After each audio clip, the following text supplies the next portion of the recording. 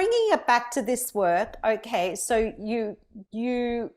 listen, you observe, you do, what did you call that toning? Elemental. Elemental toning. So let's do a little bit of a role play here. I come in and you can see that I have problems with breath, like there's a breath flow issue. I may be hypofunctional. What do you do with me? What are some of the things potentially you would do with me to help me with the YogaVoice method? Well, what is your definition of hyperfunctional? Well, okay, so the onset is a little breathy, and that continues on through the singing, where maybe the vocal folds aren't closing efficiently, so there's air leaking, or I may just come off my breath from time to time. There's not even flow. So there's onset and offset, but in between, that breathing is not well connected. It's almost like breath holding. Breath holding. Okay. Yeah, let's use that one. Well, we would start with breathing first, because Mark said that earlier, but my first thing is I would ask you what you like about your voice. And then I would want to know, what is it that you feel like, what is your intention for yourself? What do you want to receive from our session? And then I would let your answer guide me. So if that was you, what would you want to receive from a lesson together? Okay. So right now, all right, let's just make this, and you know what? I'm going to be vulnerable. I'm going to be open and vulnerable here, because otherwise, and then I get a free session this way. Oh, okay. There you go. So what do I want to receive? I want to be able to sing in a free manner without judgment of my own singing, because at present, I'm highly judgmental of my singing, and I know where that comes from.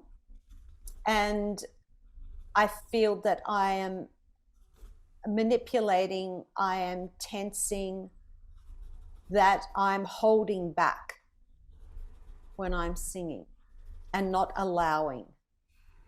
How's that? Well, you just gave us all the information. Yeah. So, okay. I'm like so excited. I'm like, can we stop right now and just have a lesson instead? Because I'm like, oh, let's go. So what's so funny is that I personally feel that I would not need to hear you sing. I would just need to hear you tell me that to go. Like, I already have lots of ideas, and I would know where I'd want to start, and then we would switch directions based off of that, based off of how these practices go. Personally, I'd be very interested in, like, if you sang something, like 30 seconds of something, then I'd have you sit down and we would breathe, and we would do specific practices, focus breathing, alternate nostril, some Kapalabhati with a twist, perhaps, just to like unlock your midline a little bit.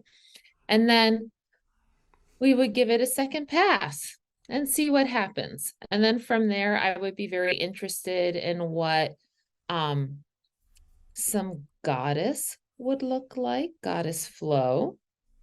And goddess flow. What is goddess flow? Oh, well, it's goddess pose, which is we use it for second chakra in our vocal vinyasa, which is our signature practice that we teach. So the sacral chakra. Okay. Yeah. Interesting. Because I've identified that there's a problem there too. My own diagnosis. Yeah. I see people, I am a little woo-woo, just a little bit. I do look, I approach things with an open mind. Well, it's not woo-woo. It's not woo-woo because your body is telling the truth. It does. Your body tells the truth. You have to listen to it though. The body will give you all the answers, but we have to be listening to receive that information. And you have to know what to listen for. Yes. And Kristin, I love that she calls this work both a door and a window and a door, because it gives you a window in to see what the problem is, and then it immediately gives you the doorway through. Mm-hmm. But can I continue with that? Yeah. So what's interesting to me about what you told us is Yes. the whole idea of self-judgment, Yes. right? And so just to be very practical, because I know Mm-hmm. this is what you're asking, we associate the third chakra, the epigastria, solar plexus area, Yes. with identity. We call that the identity center. Yes. And when you talk about locking your breath and being self-critical, those two things go together, because this identity center is where the breath has got to be fluid. You've got to be flexible and pliable in here, right? Otherwise, the breath will lock. We also know that when people are in a highly aroused state, as in the sympathetic nervous response, that Mm-hmm. the diaphragm tends to brace and lock, right? So that we're preparing ourselves for fight, flight, or freeze, right? And so the diaphragm doesn't release. So the fact that you are self-critical and the fact that third chakra is imbalanced go together. Mm-hmm. So we would start to work on third chakra, and then probably we've also know from our work that where one thing is appearing as a symptom in the body mind, it's almost always something below that that is also coming offline. So it Right. would make sense that you think second chakra needs some attention. Yeah. So we would do some practices around third chakra to start, as Kristen said. Mm-hmm. And what's so great about this is that by working on your voice through third chakra, it will begin to resolve your self-criticism. Wow. I'm Because the having a two th- session with you guys. because I the want two a things are session. one. I want to cry. Sorry. This is, ooh. I feel like, this is kind of like, sorry, I am having a moment here. I feel like this is almost a metaphor for life. How It's so? not just the voice, it's life, isn't it, too? How many people, like the stuff that they're discovering about their own voices, they're starting to discover about their own identities and about themselves and where they're situated in their lives, in that moment, in the world that they live in. Well, that I agree with you, like with every fiber of my being, because we believe that your voice is you, and Mm. it's an energetic representation of an entire person. So, and you know this, like when you listen Yes. to someone speak or sing, based off of what you hear, you can hear what is going on with that person. Mhm. We've all 100%. right, we've all experienced the Yeah. individual that walks into our studio and you can hear that they haven't slept, or you can hear that Mhm. Mhm. emotionally they're very upset, Mhm. just as an example, right? And there are other things too, and that's why our phrases, um you know like we talk about transform your life. Like if you step into your power, your vocal power, and it's not about like being bigger and being powerful, it's about being connected with your core self and who you are, and that your voice is a manifestation of your personal truths and your dharma, your best work in this life, and that your voice is a tool and your ally for manifesting what you are meant to do, then that is transformational. And Yeah. that's what I Yes. experience. Like I don't perform anymore unless I want to. Yes. And that is so freeing, because it wasn't pleasurable anymore to perform. And now performing is pleasurable because it's my choice that I want to do it, or it's serving a higher performing I choose now serves a higher good now, in my opinion, Mm. because I didn't feel like I was helping enough people. And now I do it for things that help other people. But Mhm. Yeah, but yeah, sorry, I feel very passionately about this, but go ahead, Mark, because I feel like Yeah, so and this is where I think our work is really getting exciting for us, because we started this as a kind of a training for singers, right? And training for teachers. But what we have realized is exactly what you just articulated. And that is that it touches all aspects of your life. And Yes. then, so we're not psychologists, we're not psychotherapists, but we recognize how things, life patterns show up in your body. We are yoga therapists. And so we understand how life patterns show up in the body mind. And to make this point, I once was working with a young lady who was a high soprano who was trying to sing Queen of the Night, and she could do it. She was very capable, but whenever she got in front of people to do it, she blanked out and she couldn't sing, or she would crack the notes. So and she was very unsteady on her feet, and she was rocking side to side when she was trying to sing. And so she went through it. And I said to her, at the end, I said, okay, great. What was that like? And she goes, I'm terrified. And I said, well, that makes a lot of sense to me, because you don't really have a stable base. And we know that one of the elements of an unstable base is fear in the chakra system. So she was fearful. And I said, well, do you know where the fear comes from? And she said, oh, yes. She said, when I was 8 years old, my parents put me on a roller coaster, a very fast one, high flying, and I was sure that I was never going to touch the earth again, and I didn't want to go. But she goes, and I've been afraid all my life since then. She was in her mid 20s. My And I God. said, okay, what happens if we get you in your body and get your feet on the ground and stabilize? And and so we did some little bit of work. We did a couple of first chakra postures. We did some elemental toning. And then she started singing again, and all of a sudden everything was perfect. It just worked. And it's not that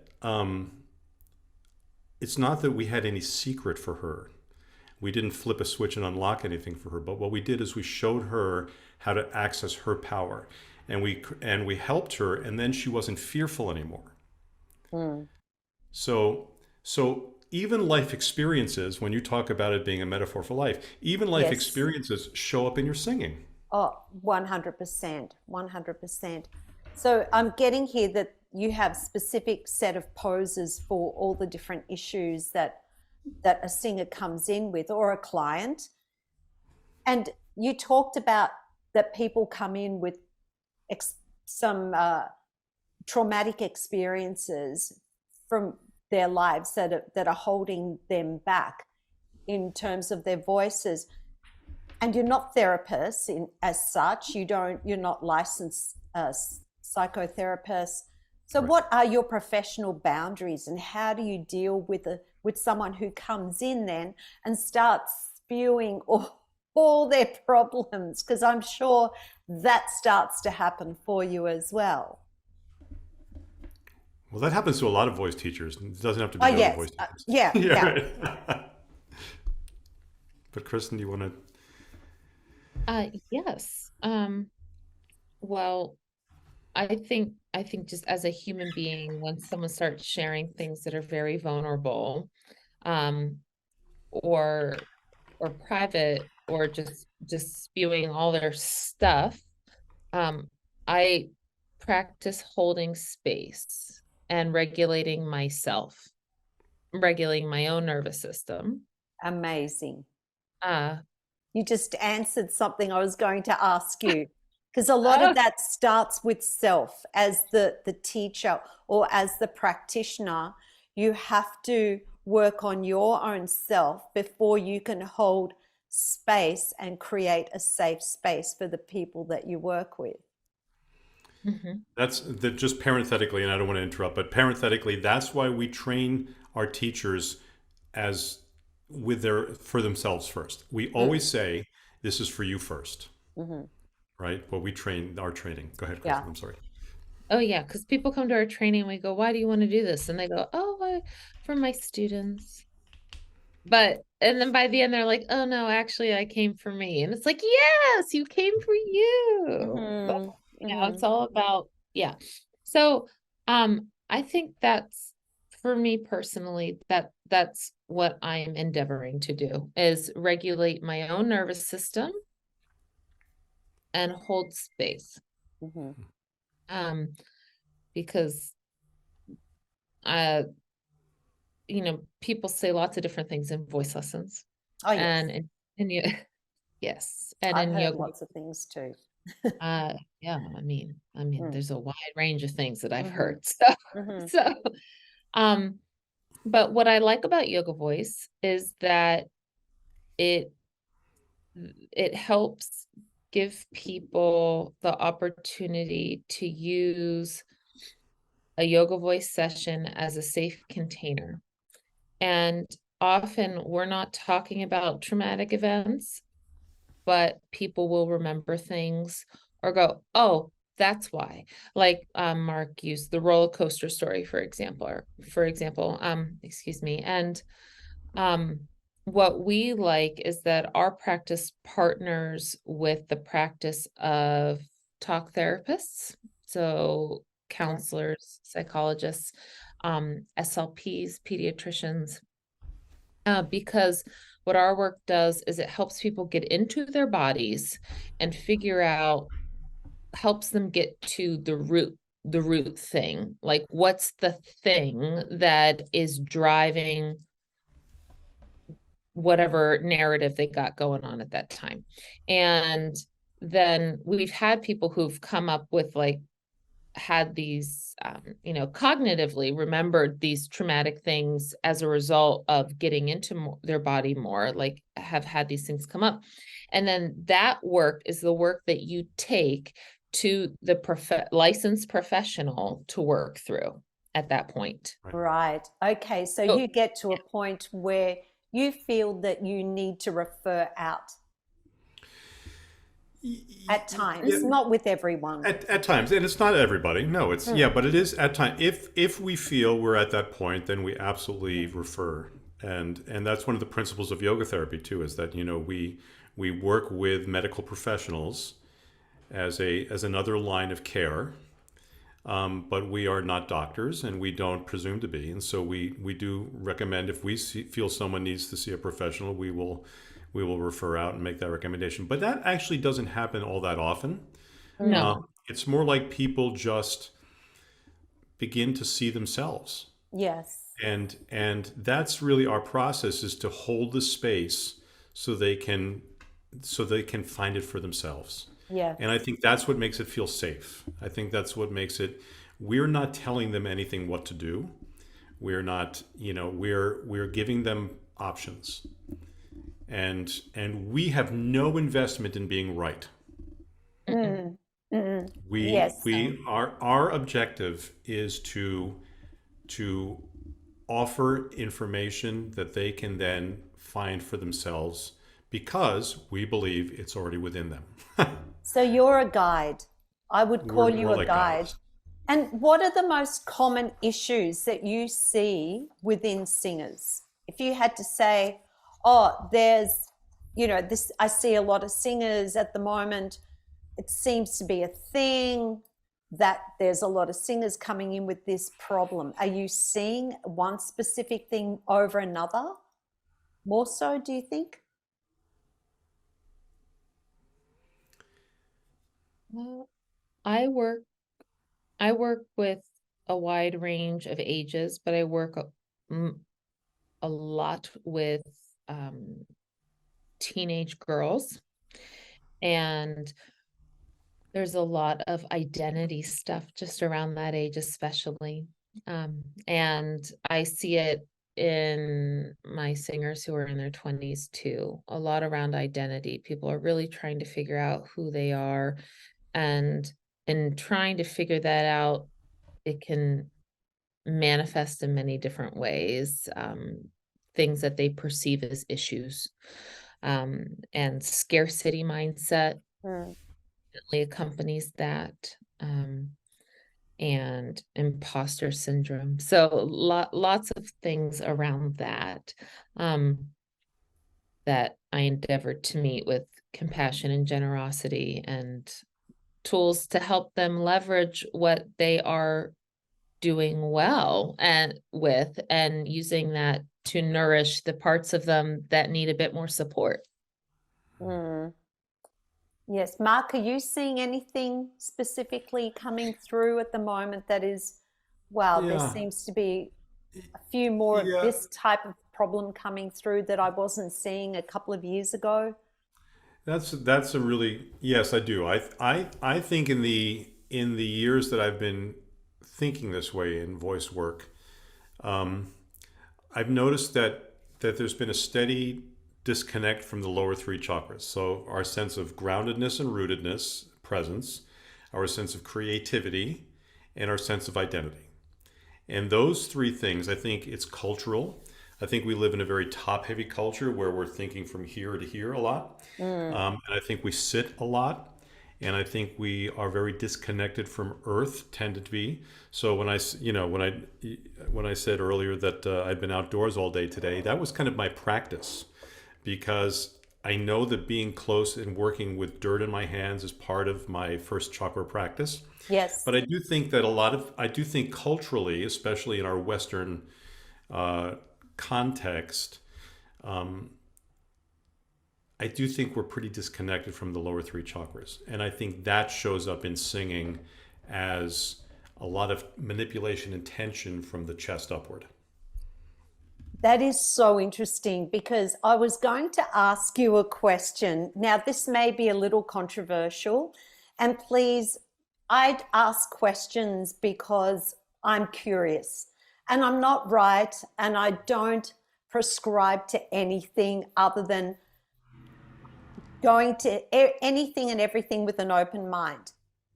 Okay, so at the moment, there seems to be a real pull and a real, like, people planting flags in our singing voice community around acoustics and around science and around evidence-based, that this is the way that you teach singing. And what you just said, I just went, isn't that, most of that, focusing on the top three chakras? Acoustics, what are you looking at? You're looking at the larynx and the vocal folds and what's going on there. All that science-based acoustics does not address the bottom three chakras, right, from what I understand. So doesn't that make sense then, that you're seeing these singers coming in who are probably coming from a lot of that teaching, and that part of the body has been forgotten about, or it's not being addressed? The whole singer is not being addressed. It's all of a sudden about, we have to have evidence. We have to be able to see. We must be able to hear. Yeah, that's an interesting idea. I would frame it this way. I would say that because people are disconnected, they view singing in a certain way. Oh. Not necessarily that, not necessarily Sorry, that I'm laughing because I'm thinking of people. Sorry. But not necessarily because they were only taught that way. Mm-hmm. I do think that there's a place for research and understanding the stuff. There's a lot of research in yoga, yes, that's substantiating the things that we're talking about. Yes. So I think there's a way to find, again, I think yoga is I love that you said planting the flag, because, we say that you're always looking for the both and rather than the either or. You don't want to try and take sides in yoga. Mm-hmm. Right? Mm-hmm. And people that do take sides in their yoga practice tend to lock themselves into one way of doing things, and that often leads to injury, let's say. It can lead to physical injury, it can lead to like mental manifestations and stuff like that. You yes. always want to be looking, in our opinion, you always want to be looking for the both and. Remember, yoga means to yoke things. So what are both sides that you want to see? You know, it's important. We talk about acoustic. We talk about different placements in the vocal tract where vowels tend to resonate, because we built that idea on the Sanskrit language, because Sanskrit is an energetic language and talks about 5 different points of articulation in the vocal tract. It makes perfect sense. So it's good to have some information about acoustics, but it's not only that. And it's not Yes. only yoga. It's not only holism. It's Yes. a combination of things. Yes. And I think that's ultimately, that's what angers me, or I don't like this idea of there only being one way of doing things. I like the idea that there are many ways to achieve the same result or the desired result. And our students come to us with a variety of issues, and not one tool is going to fix everything. You have to have a toolbox where this one doesn't work, throw that one out. There's nothing wrong with the student. It's not the student that's the problem here, it's the tool. So don't keep trying to hammer that nail into the wall when that wall is porous, or that wall is not made of a substance that's going to receive that nail. Well, and I think when you talk about vulnerability, and we talk about the voice as being, if the voice is you, it's very vulnerable. I think teaching is very vulnerable, and I think it's very I think it takes your own personal development and your own commitment to developing yourself as a human being if you want to teach, because you're always confronted with your vulnerability when you're in front of other people. Yes. And trying to lead them in a process. Yes. So that's personally, and maybe Kristin, you can speak to this too. That's personally why I love this work so much, because it makes me work at it. It makes me face my vulnerability and be the best version of myself.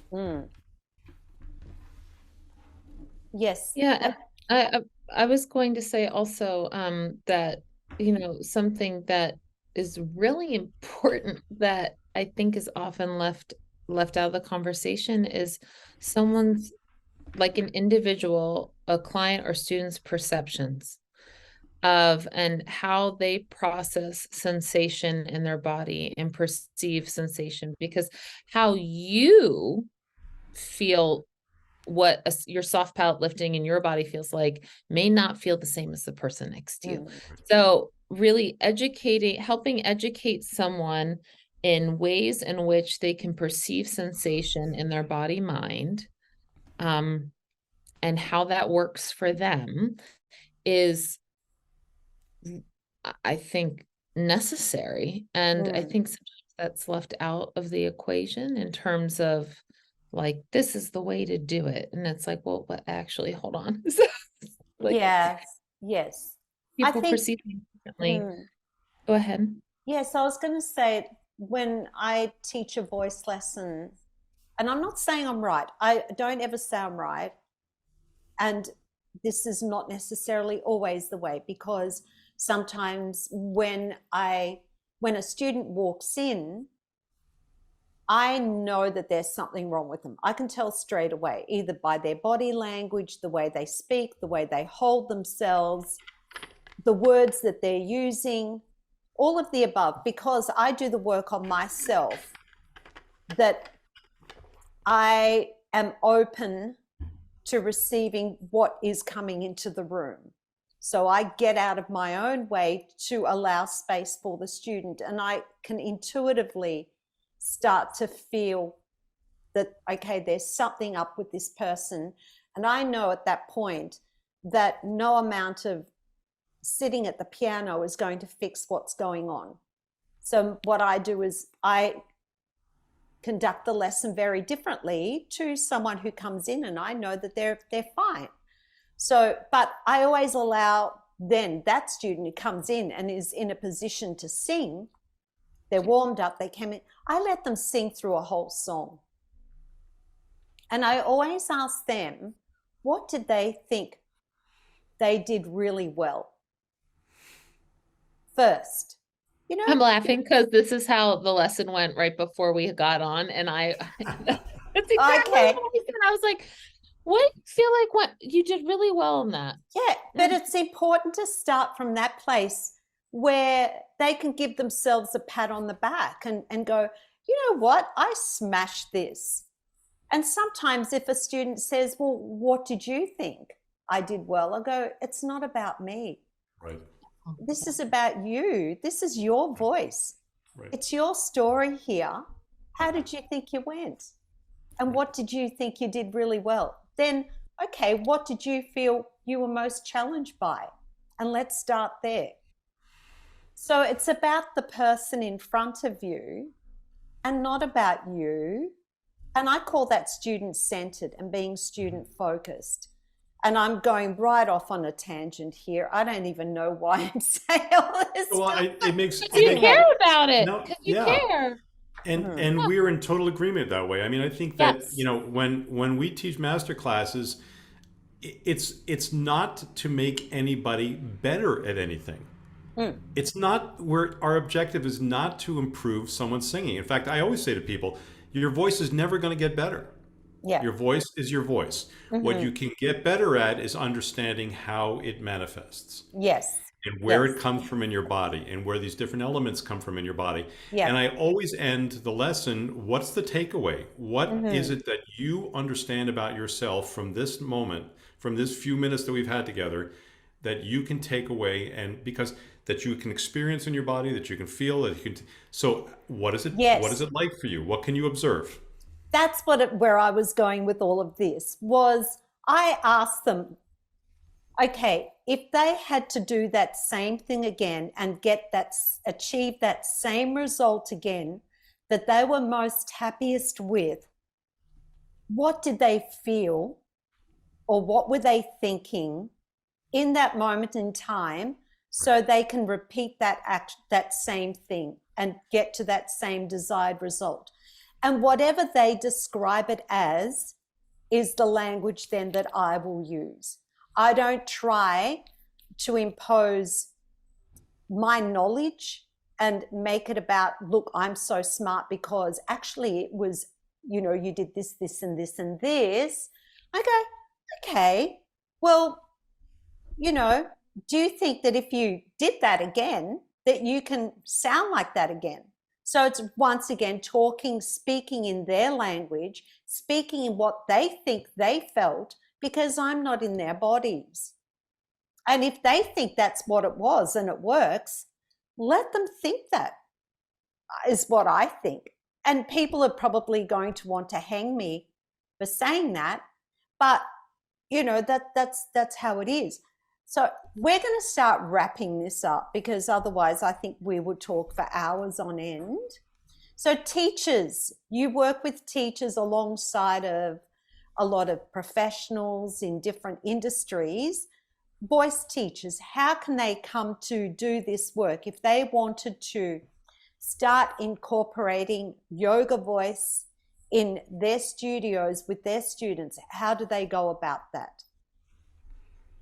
Well, like we said, if you're interested in working with other people using these practices, you first use them yourself. So you're welcome to come to community class. We have community class every month. Is that online? Yes, it's online.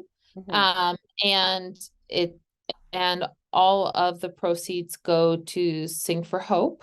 And that's a nonprofit that works on putting pianos in underserved communities and making music more accessible. Wow, that's amazing.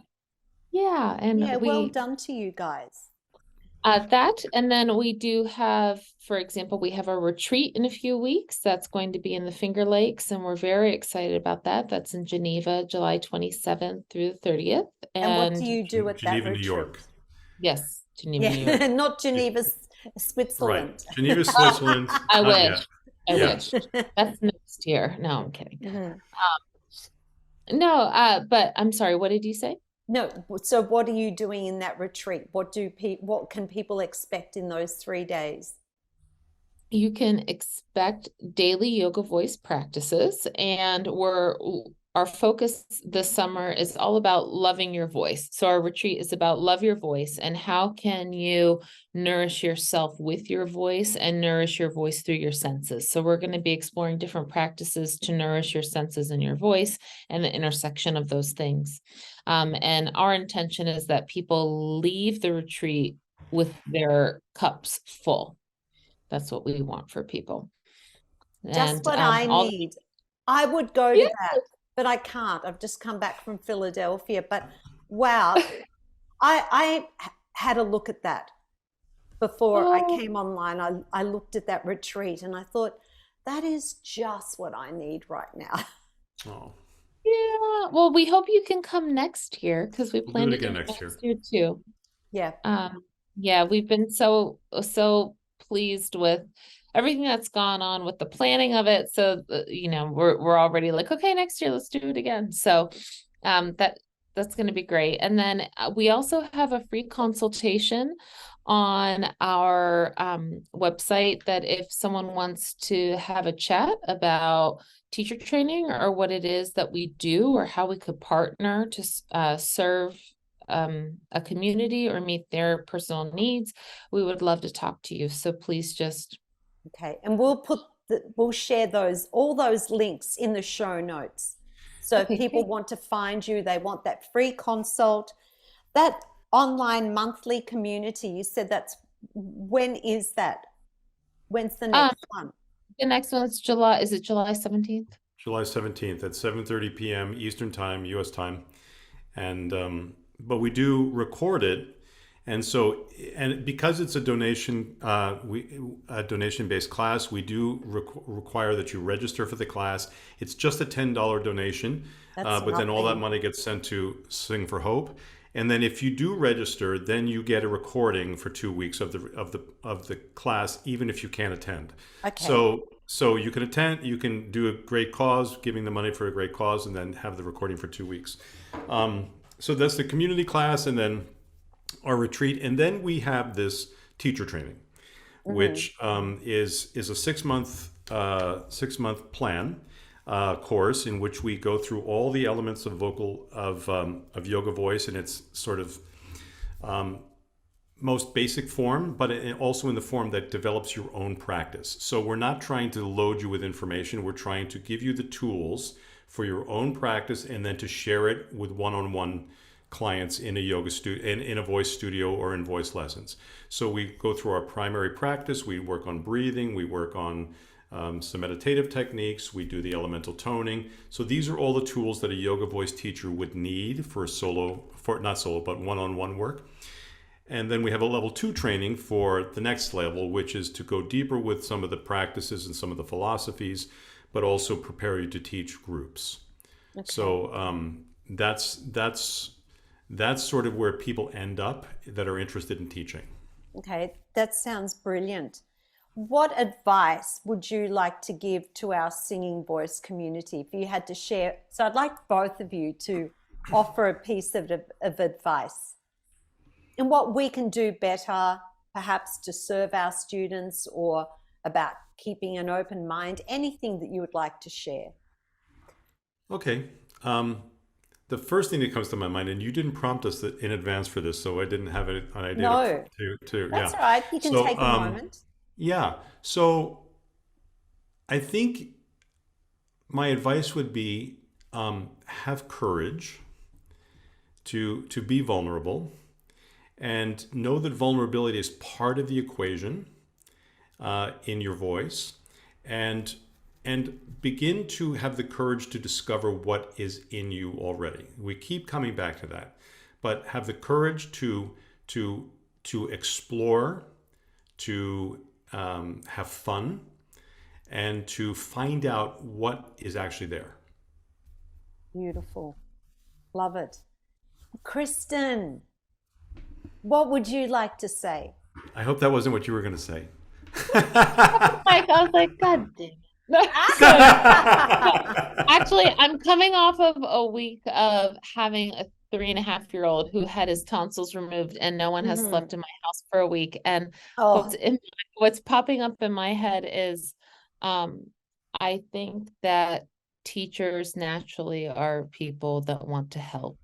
And so we often help to the point of depletion. And I would say, you know, partake of practices and things that make you feel curious and creative and nourish your own learning, and that you're excited about, because if you're not curious and excited about something, having, then it's really hard to do your best work. And I know that teachers want to do their best work. And so how can you do that? By filling your own cup and then nourishing your curiosity. Like, what are you curious about? And then like pull on that thread. I think that's a good way to start. Yeah. I love that. Stop being judgmental. Oh, is that yours? Yeah, stop being judgmental, but not only of others, but of self. Start with self first. I think a lot of judgment begins with self first. So how can you be kind to others if you're not being kind to self? How can you stop judging others if you don't stop judging self? How can you be open to receiving if you're not giving to yourself? And I do believe, Kristin, everyone is doing their best, and our best is different, and our best is different uniquely to ourselves, but also uniquely to that day and in that moment in time, based on what's going on in our lives. You've just had your 3-year-old with the tonsils, so your best at the moment is a little bit depleted compared to how it was pre the surgery. So I think be kind. Yeah. Yeah, be kind. That's always a good and way to invest in self so you can invest in others, is my advice. I wasn't going to give advice, but then I was inspired to after listening to you guys. I had to jump on the bandwagon. I feel that we gave really good advice then. And that's being kind and not judgmental of self and others right there. Look, I want to thank you both. I have loved spending time with you, and I hope that once again people receive this information with grace and with open-mindedness and with an open heart, and just think of this as another gateway for their students. There are different modalities that are appearing at the moment, I think, because we need to start exploring these modalities. I think COVID has taught us that we can't always predict the future, and we need to be in a place where we need to have the tools to prepare for whatever the future holds for us and for our students. And there's more than one way to achieve that preparedness. So thank you so much for everything that you've shared with us today. And I am going to go and book a session with you people. Oh, that'll be great. We'll love that. We will love it. I'm so excited. I want to work. That's so fun. Because I'm at a point in my life where I know that I need to do this work for myself. Okay. Yeah. Okay, we're going to leave it at that. Okay.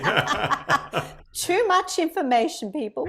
But thank you. And yes, everyone go and check out the show notes for the links so you can find Mark and Kristin, who are YogaVoice. And thank you, and look forward to connecting soon. Thank you. Thank you. Thank you for having us.